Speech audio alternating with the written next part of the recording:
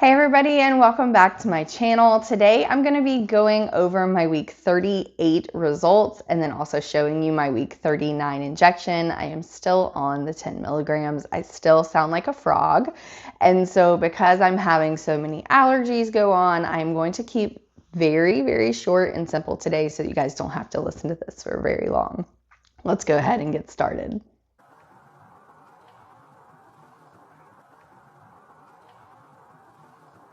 So because I'm sick, I am not going to take on a sponsor today because I know that they don't want someone who sounds like this and kind of is just kind of disheveled and put together. I did throw on makeup for you guys, so you're welcome.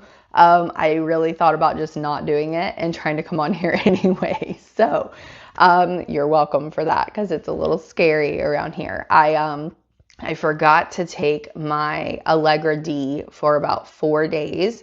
I will tell you all that something that I've really noticed with my medicine is that I often not only forget to eat, I also forget to take my medicines. And so I'm having to set reminders for myself on my phone to make sure that I do take these medicines because I am allergic to all of the trees where I live. Yeah, fun stuff. And so I definitely have to take care of that with some nasal sprays and neti pots and allergy medicine and so on and so forth. And I might have to start getting allergy shots as well. So my week 38 was my week 2 on my 10 milligram. If you guys recall, my week 1 on my 10 milligram, I lost, I think, 6.6 pounds. It was really bad for me because I was not only sick like this, maybe a little worse last week, but I also was not able to eat because of nausea. So I did take my Zofran on the first week. I have also taken one Zofran during this week as well, which was the, I believe, second or third day after my injection. I wasn't sure if I was going to need it, but I had it, so I went ahead and took it because I felt like I might be going down that same path, and it helped immediately, and then I got through the rest of the week perfectly fine with nothing else happening. So I did just take my week 39 injection that I'll show you guys right over here. Again, it is the 10 milligram. Of course, I always kind of feel fine. This time I did it over in my right thigh. I think I slipped up a little bit, and instead of grabbing and pinching up some fat to make sure that I have all fat right there, I'm almost wondering if I didn't inject like right into like a vein possibly. It did hurt pretty badly after I was done, and I've never had that happen before. So that's new for me. If you guys have had that happen before, let me know down below and like how it ended up. Am I gonna get like a giant bruise? For my week 38 results, I did lose an additional 3.6 pounds, which is really fast as well. And so in the span of the first 2-ish weeks, I have lost over 10 pounds in those first 2 weeks, which my husband and I were discussing is pretty fast, pretty quick, coming off a little too quickly than what I would personally like. And so I am going to finish this week and then next week and then decide if I'm going to go back down to 7.5 or stay on the 10. I also want to have conversations with some of my in-person doctors this week. I go on Wednesday. Now, granted, that is the doctor that doesn't want me on this medicine whatsoever, but I am very curious to see what my blood work is looking like before I decide anything kind of moving forward. And I also want to talk to my weight specialist with Weight Watchers Clinic just to get some feedback from them as well. I considered contacting my local endocrinologist as well. However, she has been so hands off, really only wanting to see me every 6 months and wrote prescriptions all the way through 15, basically. I don't think she's really going to have a whole lot to say other than, as long as you're doing okay and you're functioning and you're able to eat, I'm okay with it if you're okay with it is kind of the stance that I think she would take. But I do see her at the beginning of December regardless, and I'll talk to her about it then, because I feel like I can always rotate back down if I'm not kind of, I don't want to say like getting used to the medicine because then I feel like then I have to bump up to the 15. But if I'm not getting to the point where I don't need to take Zofran, right, each time I take an injection, then I'm probably going to have to rotate back down because I don't want to rely on a second drug to be able to get through the first drug, if that makes sense. Other thing that I do want to make sure that I'm kind of covering, because I've covered it in the past, is even though I've lost the 3.6 pounds, I'm still monitoring my muscle, my water, my protein, my bone mass, things like that. And I continue to see those things go up, which is what I'm looking for. And so, knock on wood here, I've not really had the same experience I think that other people have as far as they're losing, they're also losing a lot of muscle mass. My muscle kind of continues to go up, my protein continues to go up, my water continues to go up, because I try to focus on those things when I do eat, is water and protein. And then I've also been trying to make sure that I'm getting the 4 servings of fruit and vegetables in kind of different colors, right? More what I would consider like whole food type ingredients or foods in general. I don't eat a whole lot of what I would consider junk. Now I do on occasion. I will like have a bite of birthday cake at my friend's son's birthday. I got really excited for a piece of birthday cake because that used to be like my kryptonite, right? Like I would see birthday cake and it's like, oh, they got the icing, they got the good stuff. I went and got a piece. After the very first bite, I felt like I was going to get sick. I just kind of took a bite of it and then just sat there looking at it going, okay, no, I can't do it. And I ended up just kind of picking at it. And, even when I was on keto, the one time a year that it was my birthday, I would have a piece of buttercream icing birthday cake just to kind of like have it for my birthday and then be done.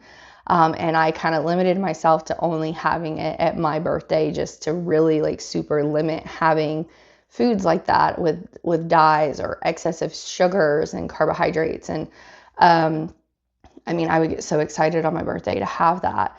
And then my husband kind of started buying me different kinds of cakes that weren't the buttercream icing cakes on my birthday. And I know that he was trying to do that to try to like curb me from even wanting them. And while I appreciate him doing that, it was also like really disappointing to me that I like wasn't getting that one piece of cake that I like only allotted myself on my birthdays. And when I had the piece of cake at the birthday party, I think it was like the weekend before last, it was not hitting the same whatsoever. It did not taste the same. It did not taste good. It made me feel awful. And so I don't even want it this year for my birthday. And so we're actually going to be traveling on my birthday this year. And I basically just said like, hey, I just want to stop at a Buc-ee's. I just want to stop at a Buc-ee's and get some barbecue and some pineapple and I'll be good. I love Buc-ee's. Buc-ee's is like my thing. It's like my jam. If you've never been to a Buc-ee's, you are so missing out. So because I'm sick, I'm going to go through the GLP-1s in the news really, really quick for you guys.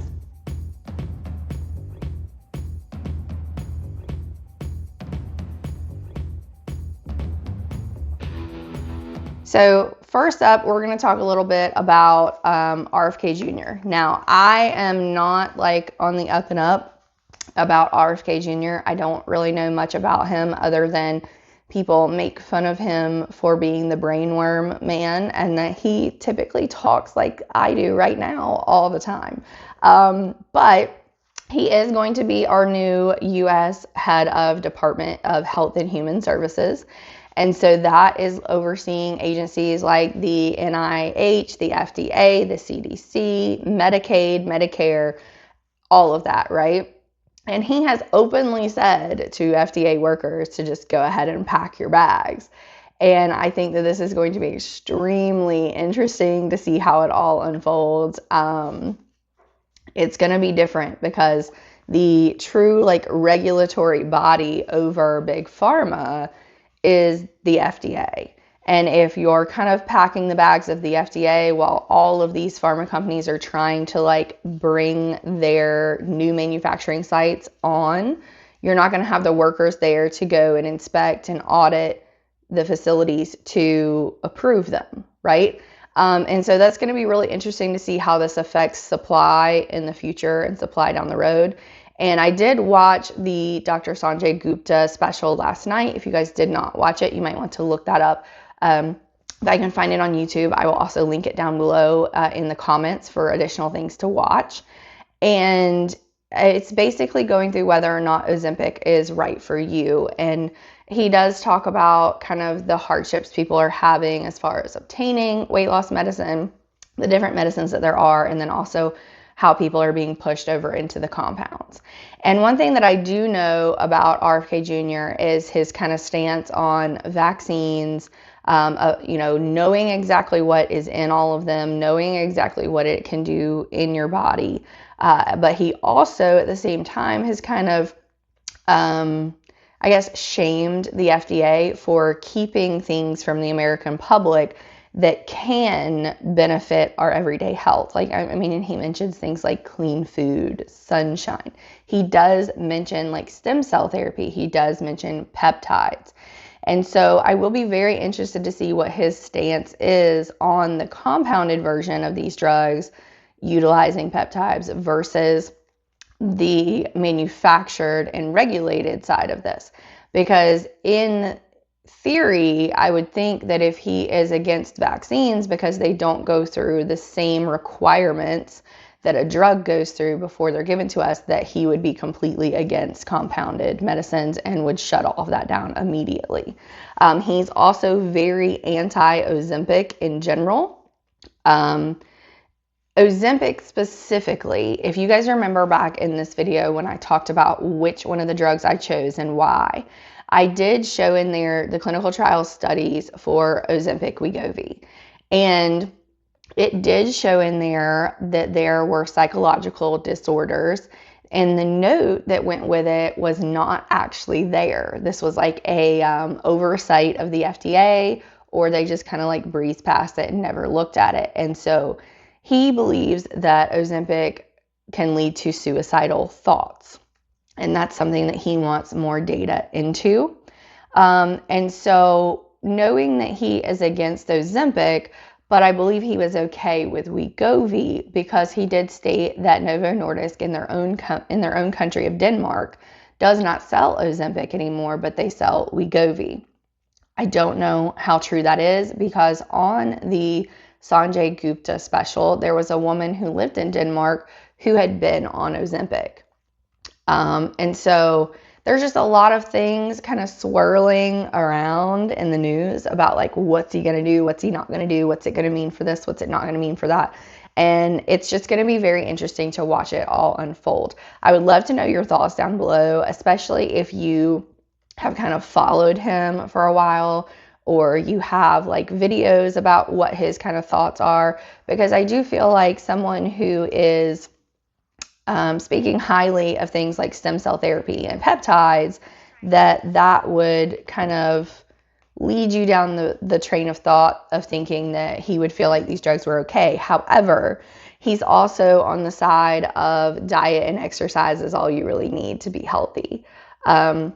I am 100% for him going after USDA like foods and all the different additives that have already been banned in other countries for the United States and removing that from our food, because I personally am not convinced that with as high of a rate that we have of overweight and obese people in the United States, that there isn't some type of additive or chemical that has been placed into our food that 70% or more of us are unable to process from our body, that is causing obesity, overweight, diabetic state, metabolic state, and so on and so forth. So I'm 100% on board with him going like full force into the food, because I do feel like that is a very high contributing factor to why Americans are kind of in the state that they're in right now. I, however, am not on board with him taking away a medicine that is preventing people from going further into a diabetic state. And so Eli Lilly recently published their new study that is 176 weeks. So previously we only had about 68 to 72 weeks of studies to go by on how people were performing and doing on these drugs. And now Eli Lilly has officially published the 176-week version. In that version, we previously discussed that David Ricks, the CEO of Eli Lilly, said that they had a 94% rate of reversing a diabetic or a pre-diabetic state in all of those patients. And so we're talking about additional factors like your cardio factor risks, your glycemic control of your body, and basically just overall quality of life benefits that come along with that. And so my personal opinion is that until you can solve kind of the root cause of what is causing this in Americans, i.e. something in the food, you should not be taking away a medicine that progresses their health into the negative, right? And that's kind of where I'm hoping that his stance is, because I know that even though he is very like deep into vaccines and has been for years on his stance on those, I'm really not interested in getting like the measles, the mumps, polio, anything along those lines. I don't know about you guys, but I'm not interested in that. And the fact that I can just go to my kids' school one time and get sick every time I'm there already, and the kids are already vaccinated. I'm not trying to like tempt fate here. I have an autoimmune disease. I get sick at the drop of a hat. So that does scare me just a little bit. We're just going to have to see where this goes, y'all. Something that is also a little disturbing, I'll be honest, is Novo Nordisk has decided that they're going to start phasing out their insulin pens globally, not just in the United States, globally. Their stance on this, because if you guys realize, and if you watch the Sanjay Gupta special, you also see Novo Nordisk has made their billions off of insulin and off the fact that people are diabetic and have to have this. Their stance now is that so many people are going on Wegovy that they don't need as high a production of insulin pens as they used to, and eventually they're not going to need it at all with people going on this other drug. Not everyone does Wegovy, Ozempic, Mounjaro, Saxenda, Zepbound, liraglutide, all those things work, right? I mean, we're having to come out with 5 new drugs that are basically like stronger. So we're talking about those amylin-based, the Cagrosema. We're talking about the ones that have additional kind of additives to it to work on that muscle loss, to work on bone loss, to work on the overall like glycogen within your body. Because some people, these drugs don't work. And so I feel like there's a fairly large population of people who are not wanting to go on the drugs, or the drugs don't work for, that are still going to require the insulin pens. And for Novo Nordisk to basically just say like, we're going to be phasing these out globally without a timeline to it, especially, almost feels like they're trying to force people to go on their Wegovy, right? It's a little different, and I do look for them to be called in front of Congress again over the insulin pens, and I'm looking for someone like Eli Lilly to have to pick that up specifically for Americans in the future. There's just a lot going on overall since the election, and there's a lot of like what ifs and what will happen, and a lot of like kind of dark unknowns.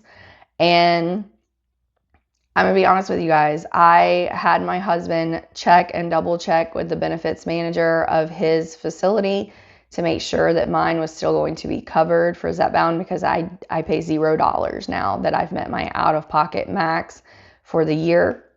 And otherwise I paid $24.99. So there's a lot of people who get on some of my older videos and tell me that I'm dumb for taking Zepbound, that I could get compounds for so much cheaper.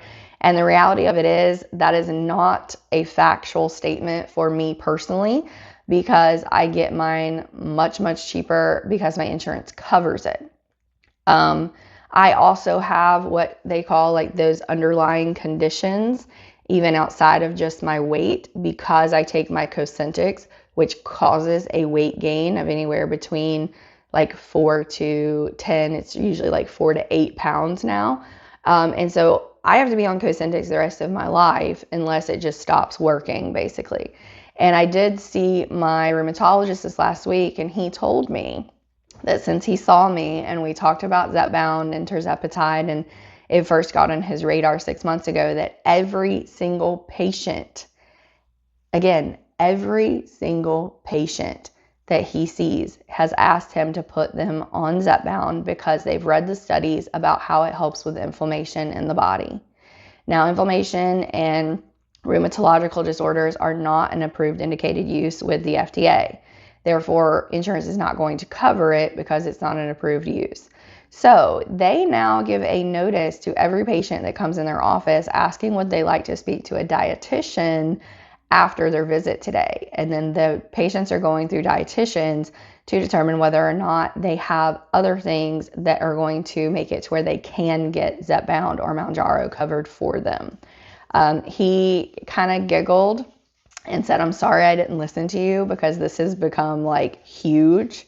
And I'm waiting on the studies for them to have for anything having to do with inflammation, arthritis, rheumatoid, AS that I have, right? Autoimmune in general, so that I can start prescribing these things and have them covered for people without having to route them through a different route to be able to get this." And he is doing blood tests on me. We are going to repeat my MRI in May to see how the inflammation is looking after I've been on the 10 milligram of Zepbound through May, which is another 6 months, because he's very curious as to what it looks like just on Cosentyx, pre-Cosentyx, Cosentyx, and then Cosentyx and Zepbound. Because with me, if my inflammation continues, then my disease can progress, which is what we don't want. Even like breakthrough type symptoms can cause damage. So I am on these drugs basically because of what I have as far as inflammation in my body, autoimmune, being overweight for multiple different not indicated uses, but multiple different reasons that should be indicated uses, I believe at this point, because there are the studies to back these things. However, with the FDA being told to like pack their bags and get out, I don't know who's going to be there to approve these drugs for those uses. So let's just find out together, shall we? All right, everybody, I'm going to end today because I feel awful. I'm just going to be honest with you guys. I really just want to go lay down and take a nap. That's another thing I will tell you all, since being on the 10, I am more tired, just so you guys know. I don't have as much energy. And so I did see that with the Tirzepatide, they do have something that's trying to boost your energy with that as well. So that will be good to see. Make sure that you go below and look for these articles that I've talked about in the news today, and you can read all of them for yourself. Make your own opinions as you read them, or look into them further if you would like, but I would love to hear all of your thoughts down below in the comments. You can, as always, follow me on Instagram at KetosisMom or at Living Large and Lily. I am on TikTok at Living Large and Lily now, believe it or not, as much as I hate TikTok. I've partnered with LTK through TikTok to be able to tag things for my audience via TikTok. So you can follow me over there, Living Large and Lily as well. Like to know it at Living Large and Lily, and on Amazon at amazon.com/shop/KetosisMom. And I will see you guys next week to update you on my week 39 results and take my week 40, yes, week 40 injection. And I'll see you guys then. Bye, y'all.